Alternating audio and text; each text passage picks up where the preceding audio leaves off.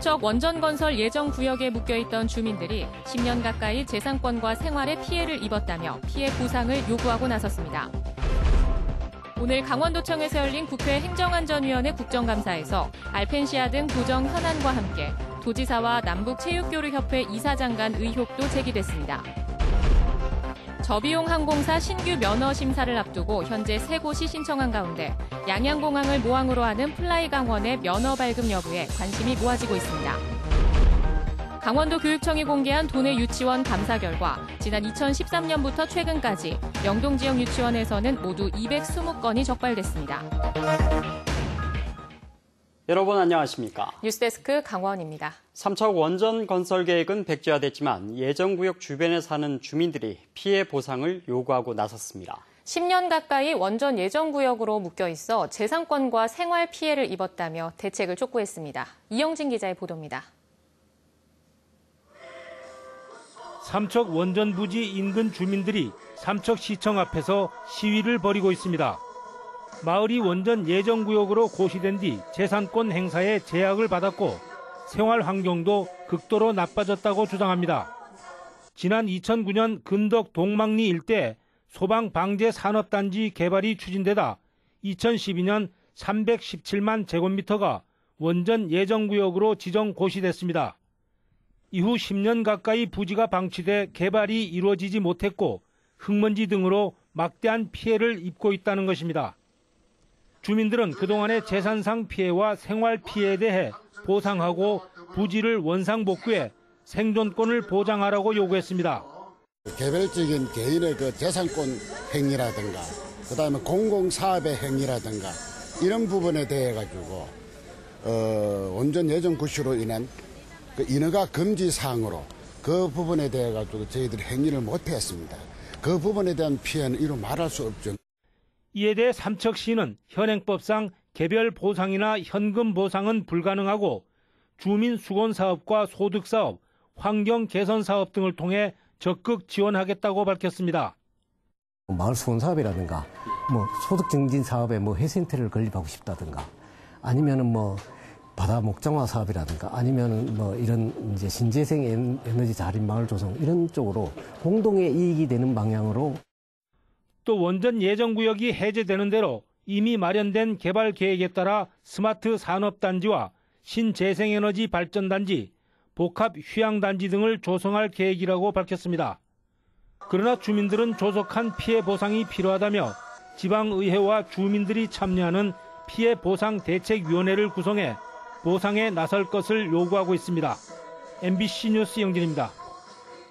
다음 소식입니다. 국회 행정안전위원회의 국정감사가 오늘 강원도청에서 열렸습니다. 알펜시아와 레고랜드 등 도정 현안뿐 아니라 최문순 도지사와 김경성 남북체육교류협회 이사장 간 의혹에 대해서도 문제가 제기됐습니다. 이재규 기자가 보도합니다. 자유한국당 송원석 의원은 최문순 도지사와 남북체육교류협회 김경성 이사장 간 의혹이 있어 보인다고 공격했습니다.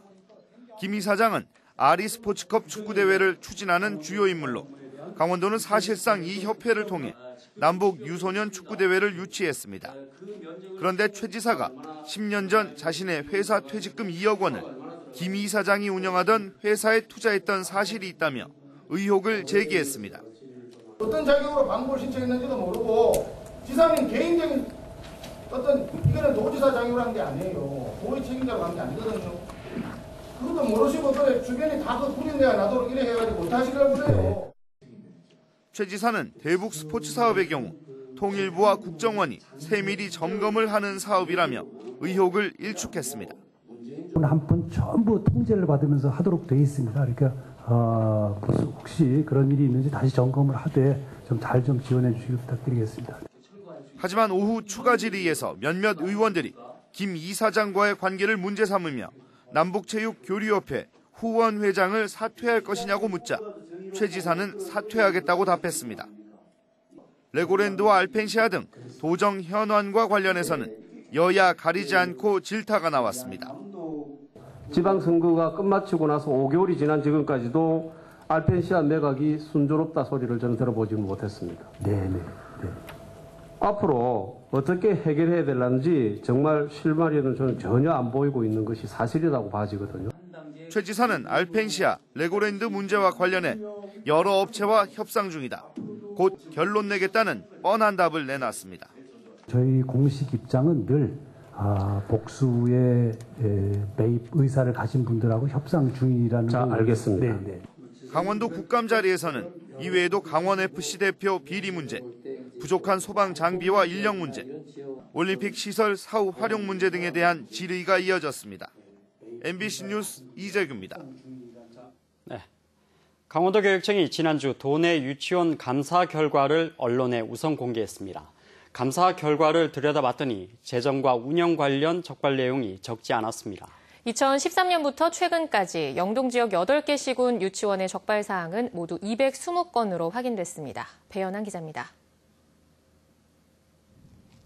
지난 2013년부터 올해 9월까지 강원도 교육청의 감사 결과 도내 전체 유치원 적발 사항은 605건에 달했습니다. 재정과 운영규칙 위반 등 적발 내용도 다양했습니다. 태백과 정선을 포함한 영동 지역 유치원에서는 모두 220개 사항이 적발됐습니다. 동해시 지역 유치원이 53건으로 가장 많았고 강릉 51건, 삼척 43건, 태백 28건, 속초 19건 등이었습니다.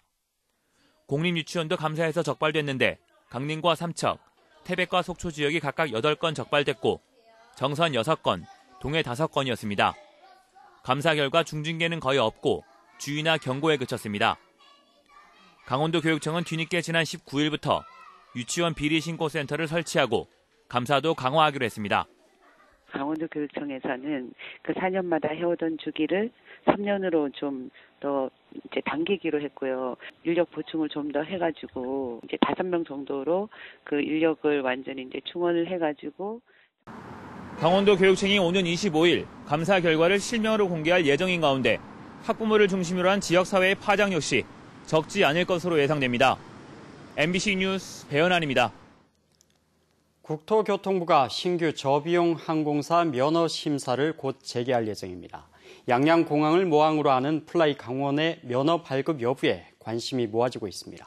신청서를 냈거나 준비 중인 업체가 많아 경쟁이 치열할 전망입니다. 김영호 기자가 전해드립니다.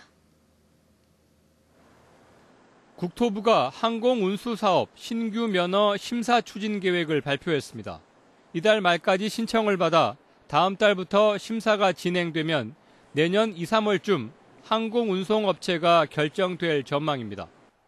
현재까지 신청서를 낸 업체는 플라이 강원을 포함해 3곳입니다. 청주 공항을 모항으로 하는 업체와 인천 공항을 거점으로 중장거리 국제 노선에 특화된 업체까지 경쟁이 만만치 않습니다. 플라이 강원은 400억여 원의 자본금에다 항공기 확보 계획도 10대로 늘려 외국인 관광객 유치에 특화된 사업 모델로 승부를 건다는 계획입니다. 항공권만 판매하는 게 아니라 그 관광이나 여행 상품까지 같이 묶음 판매를 하기 때문에 운송 사업만으로 내기가 좀 어려운 수 있지만 전체 상품으로 하면 수익 구조는 좋아진다. 양양 지역에서는 플라이 강원의 면허 발급에 대한 기대감이 어느 때보다 높습니다. 항공운송 면허 발급에 대비해 직원 숙소와 관광객 호텔 건설을 위한 부지까지 매입한 것으로 알려지면서 관광 개발 사업도 탄력을 받을 전망입니다. 본사부가 저희한테 이전함으로 인해서 한 2천여 명이 양양군에 상주해야 됩니다.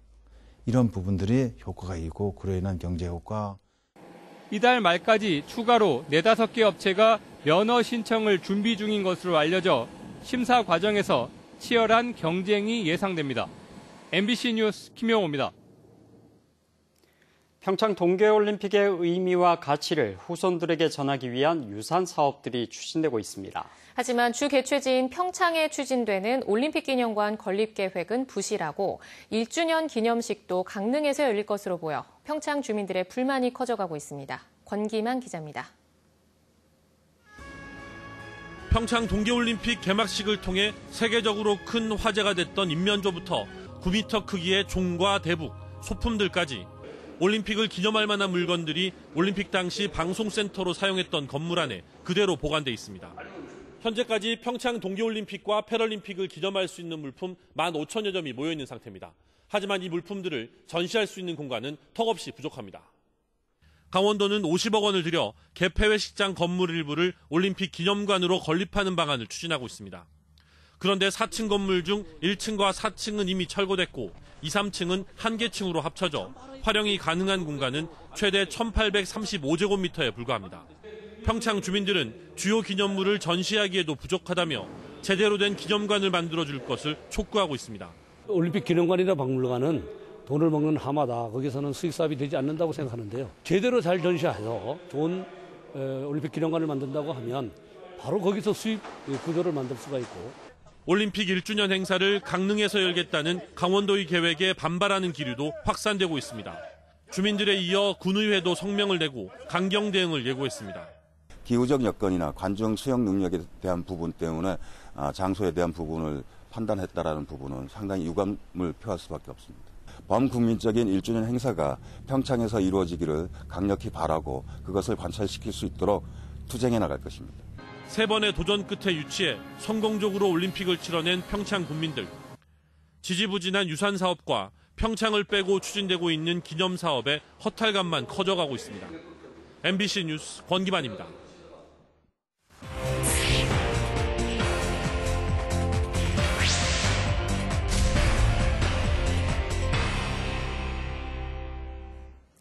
포스파워 삼척 화력발전소 인허가 과정에서 특혜 약속이 있었다는 논란이 일고 있는 가운데 삼척시가 당시 법무법인의 자문을 통해 해당 업체를 권리자로 인정했다고 공개했습니다. 삼척시는 특정 관광사업자를 권리자로 인정한 점이 부적절하다는 지적에 대해 당시 법무법인은 맹방 관광사업자가 개발지와 인접해 있고 상당 기간 사업을 수행해 권리자로 인정된다고 밝혀 동의가 필요했다고 밝혔습니다. 한편 지난주 발족한 삼척시 범시민연대는 포스파워가 일부 사업권을 특정 업체에 주기로 한 것이 사실이라면 도덕적으로 용납할 수 없는 일이라며 앞으로 사실규명을 위한 활동에 나서겠다고 밝혔습니다. 감사원이 함승희 전 강원랜드 사장의 해외 출장 관련 비위를 눈감아줬다는 의혹이 제기됐습니다. 더불어민주당 송기현 의원은 오늘 감사원 국정감사에서 지난해 4월 발표한 강원랜드 해외 출장 경비 횡령과 부당 집행 등에 대한 감사 결정문에 함승희 전 사장의 비위를 적발했지만 수사 의뢰 대상에서 제외하는 등 봐주기 감사를 했다고 지적했습니다. 송 의원은 출장 중 사용한 경비에 대해 허위 견적서를 만들고 개인 일정으로 일본에 간 것을 출장 처리하는 등 함승희 전 사장의 비위를 확인하고도 감사원이 담당 직원만 수사 의뢰했다고 강조했습니다. 강원FC 조태룡 대표이사가 자진 사퇴를 결정했습니다. 조태룡 대표이사는 입장문을 통해 자신을 둘러싼 논란의 진실이 가까운 시일 내에 밝혀질 것을 믿고 강원FC와 함께했던 도전을 멈추겠다며 오는 31일자로 사퇴 의사를 밝혔습니다. 조태룡 대표이사는 올 상반기부터 부적절한 구단 운영 문제 등이 불거졌고 최근 도의회 등으로부터 사퇴 요구를 받아왔습니다. 조 대표가 사퇴하면 이사회를 통해 권한 대행 체제로 구단을 운영하고 후임 대표 선임 과정이 진행될 예정입니다. 동해안권 경제자유구역 망상지구에 캐나다 국제학교 설립이 추진됩니다. 동해안권 경제자유구역청과 망상지구 개발 사업자인 동해 ECT는 캐나다 매니토바주 교육부의 승인을 받아 설립된 국제학교인 CMIS와 망상지구 학교 설립을 위해 함께 노력하기로 하고 3자 협력각서를 체결했습니다. CMIS는 인천 송도 신도시에 있으며 이곳의 교육 과정을 이수하면 캐나다 학생들과 동일한 학력을 인정받는다고 경제자유구역청은 밝혔습니다. 춘천과 인제에서 열리는 제5회 아리스포츠컵 국제유소년 축구대회 첫 경기가 오는 28일 인제 공설운동장에서 열립니다. 남북체육교류협회와 북한 4.25 체육단이 공동 주최하는 이번 대회는 오는 28일 강원도와 베트남의 예선전을 시작으로 6개국 8개 팀이 출전해 22개 경기가 펼쳐집니다. 오는 29일 열리는 강원도 선수단과 북한 4.25 체육단의 A조 개막전은 생방송으로 중계될 예정입니다. 북한 선수단은 오는 25일 육로로 입국해 다음 달 3일 출국합니다.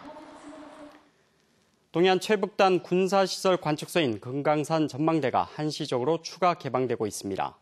고성군은 군부대와의 협의를 거쳐 지난 20일부터 다음 달 4일까지 추가 개방하는 금강산 전망대는 사전 신청을 받아 한 번에 40명씩 하루 2차례 관광객을 받는다고 밝혔습니다. 금강산 구선봉과 해금강 등을 볼 수 있는 금강산 전망대는 이번 개방에 앞서 지난 1일부터 지난 14일까지 한시 개방됐습니다. 속초의료원의 의료시설 확충 사업이 내년부터 추진됩니다. 속초의료원은 보건복지부의 내년도 지방의료원 정부 지원 사업 대상으로 선정돼 전문 진료센터 신축과 음압 격리병상 확충, 신규 엑스레이 장비 설치 등 의료장비 보강 사업이 추진됩니다. 67억 원을 들여 지상 3층 규모로 지어지는 전문 진료센터는 내년에 착공해 오는 2020년 완공될 예정입니다. 도내에서 범죄로 검거된 청소년 3명 가운데 1명이 다시 범죄를 저지른 것으로 나타났습니다. 임재근 국회의원에 따르면 지난 2014년부터 지난 8월까지 최근 5년간 도내에서 범죄로 검거된 청소년 1,228명 가운데 31.4%인 3,210명이 다시 범행을 저지른 것으로 나타났습니다. 인 의원은 청소년 범죄의 재발을 막기 위해 체계적인 시스템을 갖춘 예방 대책이 필요하다고 강조했습니다. 양양군이 폐터널 2곳을 문화관광 자원으로 활용합니다.